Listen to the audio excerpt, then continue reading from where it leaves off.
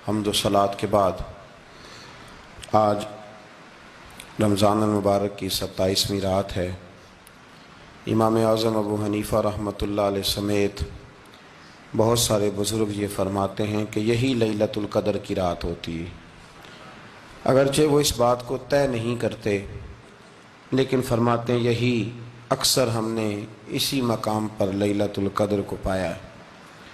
نبی رحمت علیہ الصلاۃ والسلام نے صحابہ کرام علیہم رضوان کے سامنے گزشتہ امتوں کے احوال ذکر فرمائے کہ 1,000 سال ان کی عمریں ہوتی تھی، 1500 سال تک وہ زندہ رہتے تھے۔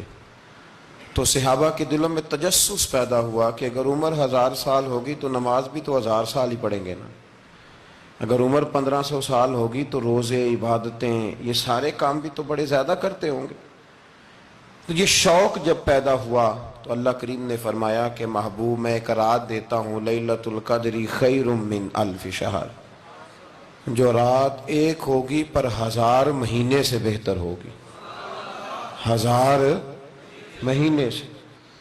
یہ رات اگر کسی کو میسر آ جاتی ہے اور پھر وہ صدق دل کے ساتھ، یعنی توجہ کے ساتھ، انہماک کے ساتھ، احتساب کی نیت سے، گناہوں کی معافی کی نیت سے اگر وہ اس رات کا قیام کرتا ہے، عبادت کرتا ہے، ذکر کرتا ہے، دعا کرتا ہے، تو محبوب کریم علیہ السلام نے وعدہ فرمایا ہے کہ اللہ اس کے پچھلے سارے گناہوں کو معاف فرما دے گا۔ دین، شریعت، قرآن، اسلام یہ بحث کرنے نہیں آیا دنیا میں۔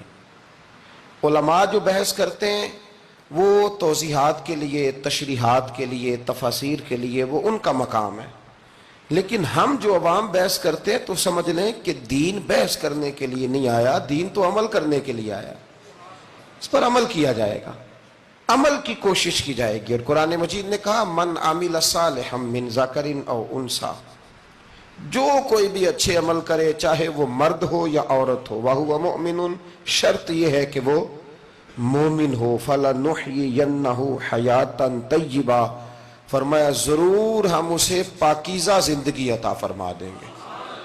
جو عمل والے لوگ ہوتے ہیں انہیں اللہ کون سی زندگی دیتا ہے؟ حیات طیبہ، پاکیزہ زندگی۔ اللہ پاک، صاف ستھری، غلاظتوں سے پاک زندگی دیتا ہے جو بندہ عمل کرتا ہے۔ توبہ کا مطلب یہ ہوتا ہے کہ میں پچھلے گناہ پہ شرمندہ ہوں اور آئندہ نہ کرنے کا پکا وعدہ کرتا ہوں۔ انسان ہے، وعدے کے باوجود بھی کہیں غلطی کر لیتا ہے تو اللہ معاف کرنے والا ہے، لیکن وہ ساری رات روتا رہا، ہر مسجد سے چیخنے کی آواز آئی، اس نے ساری رات مسجد میں رو کے گزاری، لیکن جھوٹ چھوڑنے کا اس کا ارادہ ہی کوئی نہیں۔ وہ تو کہہ رہا ہے 3 دن کا رمضان رہ گیا ہے، پھر میں نے دیکھ نہیں لینا تمہیں۔ فساد چھوڑنے کا اس کا پروگرام ہی کوئی نہیں۔ وہ تو میاں طے شدہ بات ہے کہ سویرے وہ دکان پہ جائے گا اور صبح جو بیسن بیچے گا نا سموسے اور پکوڑے کے لیے، اس میں بھی ملاوٹ کرنے کا ارادہ رکھتا ہے۔ تو یہ ساری رات توبہ توبہ کہنے کا کیا مطلب ہوا؟ کھل کے ساری رات اس نے توبہ